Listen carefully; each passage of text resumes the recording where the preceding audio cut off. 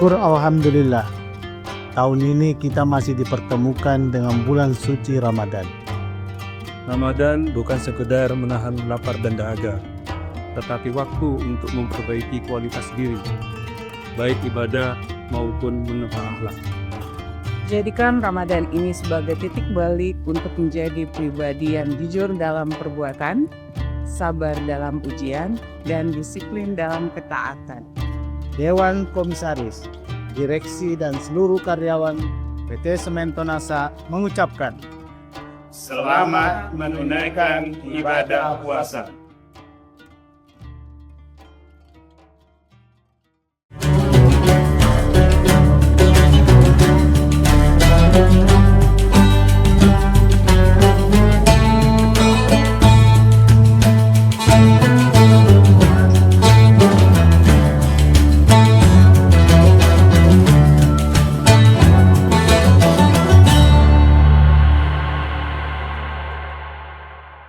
Assalamualaikum warahmatullahi wabarakatuh. Tribuners, seperti apa kabar Anda di bulan suci Ramadan kali ini? Senang sekali saya Ilu Devisania dapat kembali menyapa Tribuners. Kali ini dalam program Syiar Ramadan yang spesial ditayangkan oleh Tribun Timur, mata lokal menjangkau Indonesia. Setiap harinya kita akan menghadirkan berbagai tema menarik, dan hari ini tema kita merupakan harapan dan ampunan Allah bagi hambanya yang sedang merasa lelah. Kemudian kita akan membahas tema ini bersama dengan Pak Ustadz Kiai Haji Sabarudin LC yang sudah bersama kita di studio pada hari ini. Assalamualaikum Pak Ustadz. Waalaikumsalam warahmatullahi wabarakatuh. Baik, kabarnya seperti apa Pak? Ya Alhamdulillah, semoga kita tetap istiqomah di jalan Allah. Baik, Alhamdulillah. Dan Pak Ustadz, tema kita hari ini adalah terkait dengan harapan dan ampunan Allah bagi hambanya yang lelah. Sebenarnya kalau kita mungkin merasa lelah, putus asa, mungkin pasrah begitu Pak Ustadz, apakah ini bisa menjadi pintu yang mengarahkan kita menuju ampunan Allah Subhanahu wa Ta'ala, atau malah ini menjadi salah satu tantangan bagi keimanan kita dalam menghadapi ujian dari Allah Subhanahu wa Ta'ala? Silakan. Bismillahirrahmanirrahim. Hamdan wa syukranillah, salatan wa salaman ala rasulillah, amma ba'd. Tentunya kita sebagai umat manusia diberikan kemuliaan oleh Allah Subhanahu wa Ta'ala yang berbeda dengan makhluk yang lain. Ketika malaikat hanya dibekali akal tapi tidak dibekali nafsu. Makanya para malaikat ketika dia beribadah kepada Allah, la ya'sunallaha ma amarahum wa yaf'aluna ma yu'marun, ketika disuruh oleh Allah untuk sujud, maka dia sujud sampai hari kiamat. Ada makhluk yang hanya dibekali nafsu tapi tidak dibekali akal. Itulah hewan. Manusia diberikan kemuliaan oleh Allah. Diciptakan makhluk yang paling mulia. Dan sebaik-baik penciptaan adalah manusia, karena manusia dibekali akal dan juga dibekali nafsu. Akan tetapi nafsu yang ada dalam diri kita, itu ada yang menyuruh kita untuk melakukan kebaikan. Maka itu disebut dengan nafsul mutmainnah. Ada jiwa yang menyuruh kita untuk melakukan dosa. Maka itu disebut dengan nafsul ammarah. Innan nafsa la ammaratum bisu. Sesungguhnya nafsu ammarah itu menyuruh manusia untuk melakukan yang namanya dosa. Nah, kedua nafsu ini tentunya manusia ya diberikan pertolongan oleh Allah berupa diturunkan malaikat untuk senantiasa mencatat amal kebaikan dan juga mencatat amal keburukan. Kalau bukan karena rahmatnya Allah, maka tentunya kita tidak bisa menghitung betapa banyak dosa yang kita lakukan. Karena yang namanya dosa tergantung levelnya. Bagi orang yang tidak dekat kepada Allah, maka dengan melakukan maksiat itu bagian dari dosa. Tapi orang yang dekat kepada Allah, lalai saja mengingat kepada Allah, itu sudah dianggap sebagai dosa. Maka sebuah ungkapan mengatakan, kebaikan orang yang jauh kepada Allah boleh jadi dosa bagi orang yang dekat kepada Allah. Karena kalau bukan karena rahmatnya Allah, maka kita tidak bisa selamat. Oleh sebab itu, sebagai orang yang beriman, perlu kita pahami bersama bahwa tidak ada manusia di muka bumi ini yang tidak berdosa. Kalau ada di antara Tribuners, ketika ditanya, siapa di sini yang tidak ada dosanya, kemudian angkat tangan, maka bisa dipastikan itu adalah dosa. Kenapa? Karena bohong tidak ada dosa, itu bagian daripada dosa. Nah, Allah itu tidak hanya mencintai bagi orang yang melakukan kebaikan, tapi justru Allah mencintai orang yang melakukan dosa tapi dia taubat. Innallaha yuhibbut tawwabin. Sesungguhnya Allah mencintai orang-orang yang bertaubat. Dan orang yang bertaubat dipastikan bahwa orang yang telah melakukan dosa. Dan ternyata Allah mencintai orang yang melakukan taubat kemudian dia melakukan dosa kemudian dia bertaubat. Innallaha yuhibbut tawwabin wa yuhibbul mutatahhirin. Di ayat yang lain Allah berfirman, wasari'u ila maghfiratin min rabbikum. Bergegaslah menuju ampunan Allah. Makanya ketika urusan akhirat, redaksi Al-Quran itu selalu menggunakan kata cepat. Pada hakikatnya kita dilarang untuk terburu-buru. Tapi ketika urusan akhirat, maka kita dianjurkan untuk bersegera, jangan ditunda-tunda. Nah, jadi kalau Tribuners ingin melakukan kebaikan, maka kebaikan itu jangan ditunda. Kenapa? Karena bisikan syaitan terkadang menghalangi kita untuk melakukan kebaikan. Jadi kalau urusan akhirat, di antaranya taubat ampunan Allah, maka jangan ditunda-tunda. Segera untuk melakukan yang namanya taubat. Nah, muncul pertanyaan. Kenapa manusia enggan untuk menyegerakan yang namanya taubat? Yang pertama, bahwa seseorang tidak memahami bahwa rahmat Allah jauh lebih besar dibandingkan dosa yang dilakukan. Dalam sebuah hadits qudsi dikatakan, andai kata umatku melakukan dosa sebanyak buih yang ada di lautan. Kita tidak bisa menghitung buih yang ada di lautan. Kemudian dia datang kepadaku dengan bertaubat, maka akan kuampuni dosanya selama dia tidak syirik kepadaku.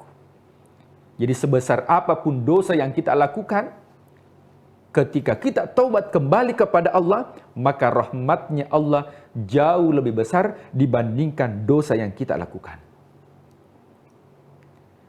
Ada sebuah kisah, ya, ada orang yang membunuh 99.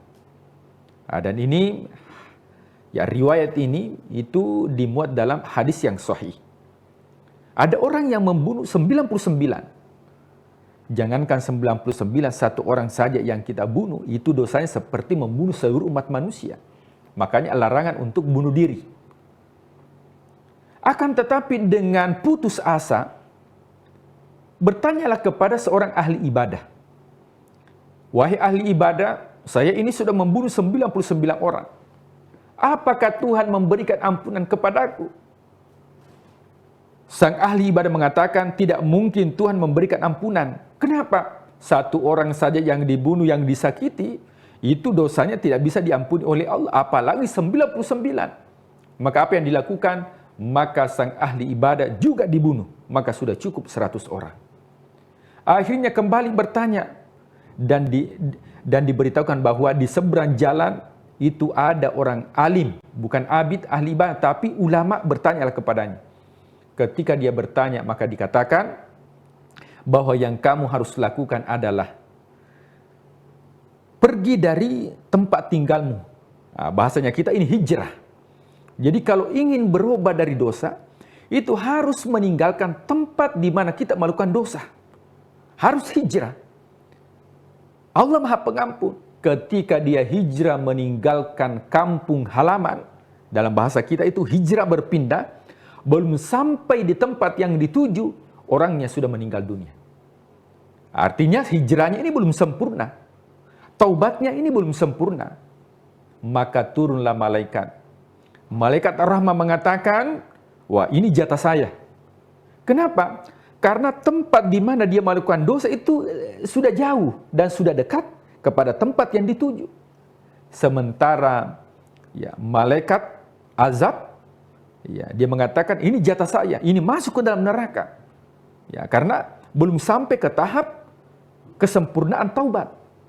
Maka ketika diukur ternyata tempat maksiat, tempat di mana dia lakukan sudah jauh dia tinggalkan, maka Allah mengatakan yang menang adalah malaikat ar-rahmah dan masukkan ke dalam surga. Artinya dalam kehidupan, ar-raja pengharapan kita dan juga ampunan Allah, kita tidak boleh berputus asa. Wala tai'asu min rohillah. Jangan berputus asa dari rahmatnya Allah. Karena rahmatnya Allah jauh lebih besar dibandingkan murkanya Allah. Oleh sebab itu, sebesar apapun dosa yang kita lakukan, maka tetap ada yang dinamakan dengan ar-raja. Apa itu ar-raja? Harapan kita kepada Allah agar supaya dosa-dosa kita diampuni oleh Allah. Nah, sehingga ketika urusan akhirat, wasari'u ila magfiratin min rabbikum, bergegas menuju ampunan Allah. Selanjutnya, tentu untuk mendapatkan ampunan Allah, ada yang disebut dengan taubatun nasuha. Apa itu taubatun nasuha? Adalah taubat yang sesungguhnya. Tubu ilallahi taubatun nasuha. Taubatlah kepada Allah sebenar-benarnya taubat. Apa syaratnya? Paling tidak ada 3. Yang pertama istighfar. Jadi kita perbanyak istighfar kepada Allah. Makanya Rasulullah SAW mengajarkan kepada kita untuk senantiasa istighfar paling tidak 100 kali dalam sehari semalam. Rasulullah terhindar dari dosa, dijamin masuk surga, akan tetapi istighfarnya tidak kurang dari 100 kali sehari semalam. Yang kedua, kita bertekad untuk meninggalkan. Nah, jadi kalau kita senantiasa melakukan dosa, maka untuk kembali taubat kepada Allah, maka tentunya kita harus bertekad untuk tidak melakukan yang dinamakan dengan dosa.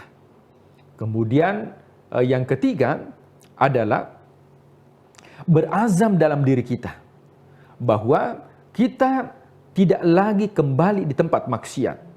Karena dosa ini tidak bisa kita hindari.